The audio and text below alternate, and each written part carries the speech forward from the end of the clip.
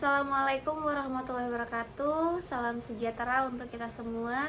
Perkenalkan, nama saya Dina Febriani dari Fakultas PJJ Komunikasi kelas 103. Pada kesempatan ini saya akan mempresentasikan ujian tengah semester untuk mata kuliah Pengantar Corporate Communication yang dibimbing oleh Ibu Rosana SSIKOM AMIPR CPS. Pada video ini saya akan menjawab 5 pertanyaan UTS sesuai petunjuk yang telah diberikan, dan saya akan menyampaikan penjelasannya insya Allah dengan runtun dan jelas. Yang pertama ada pemahaman mengenai komunikasi perusahaan. Corporate communication atau komunikasi perusahaan adalah seluruh proses pengelolaan komunikasi strategis untuk membangun hubungan yang efektif antara perusahaan dengan para pemangku, baik kepentingan internal ataupun eksternal. Yang pertama ada perspektif internal. Komunikasi internal berfungsi membangun keselarasan antara karyawan dan manajemen. Proses ini mencakup penyampaian informasi terkait visi perusahaan, nilai-nilai SOP dan kebijakan internal dengan komunikasi internal yang baik. Perusahaan dapat menjaga kinerja, mencegah konflik, serta menciptakan budaya kerja yang sehat. Yang kedua ada perspektif eksternal. Komunikasi eksternal mengatur hubungan perusahaan dengan publik seperti pelanggan, media, masyarakat, investor, dan pemerintah. Tujuannya adalah membangun citra positif, menjaga reputasi, serta menciptakan kepercayaan publik. Lalu ada peran dan kedudukan. Menurut Vanril 1995, komunikasi perusahaan adalah aktivitas untuk mengkoordinasi seluruh pesan organisasi demi membangun identitas perusahaan.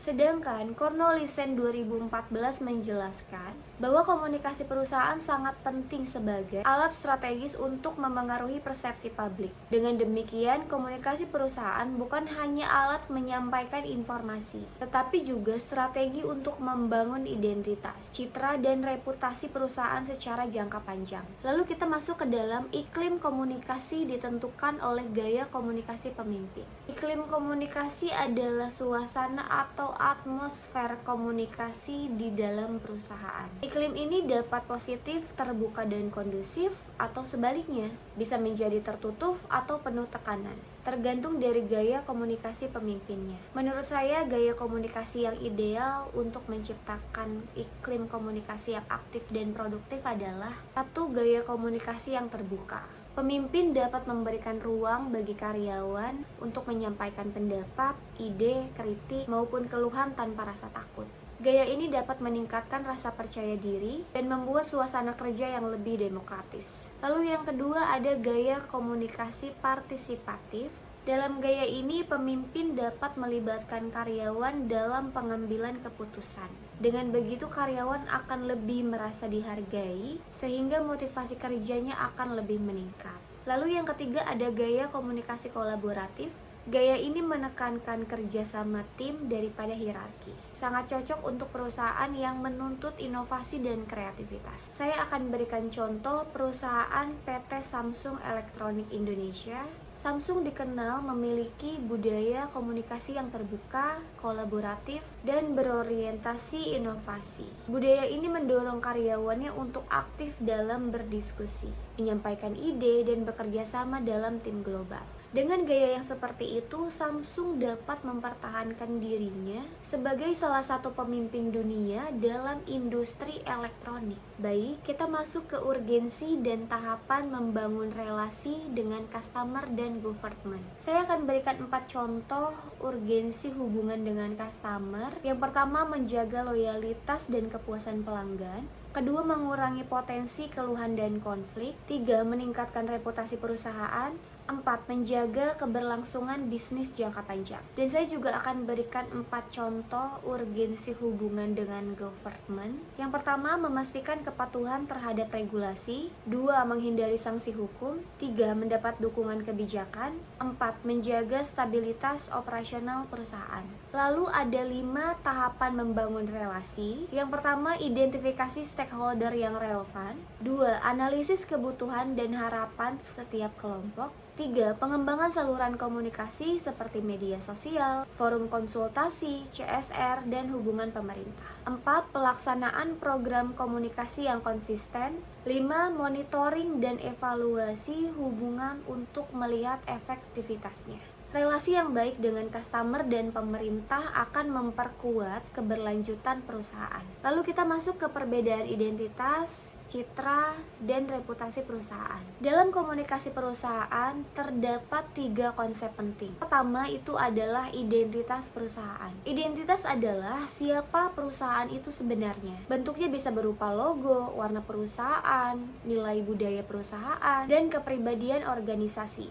Contohnya, Samsung memiliki identitas perusahaan teknologi inovatif dengan tagline "Do what you can". Lalu yang kedua adalah citra perusahaan. Citra adalah persepsi publik untuk perusahaan dalam waktu tertentu. Citra dapat berubah berdasarkan dengan pengalaman konsumen, publikasi media, dan pelayanan perusahaan. Dan begitu juga Samsung dikenal memiliki citra produk premium dan terinovasi. Dan yang ketiga adalah reputasi perusahaan. Reputasi adalah penilaian jangka panjang yang terbangun dari konsistensi kinerja dan etika perusahaan. Contohnya, Samsung memiliki reputasi global sebagai pemimpin industri elektronik dan inovasi teknologi. Selanjutnya ada perbedaan penyelesaian konflik pemerintah dan non-pemerintah serta tahapannya. Konflik bisa terjadi karena perbedaan nilai, data, relasi, struktural, kepentingan, hingga identitas. Di sini saya akan memberikan 4 contoh penyelesaian konflik di perusahaan pemerintah. 1. Menggunakan prosedur birokratis yang lebih ketat. 2. Mengutamakan asas transparansi. 3. Sering melibatkan pihak ketiga seperti mediator formal. 4. Fokus kepada kepentingan publik. Penyelesaian konflik di perusahaan non-pemerintah atau swasta. 1. Penyelesaian yang lebih fleksibel. 2. Fokus kepada kepentingan bisnis dan efisiensi. 3. Negosiasi lebih cepat karena tidak birokratis. 4. Sering diselesaikan melalui HRD atau manajemen perusahaan.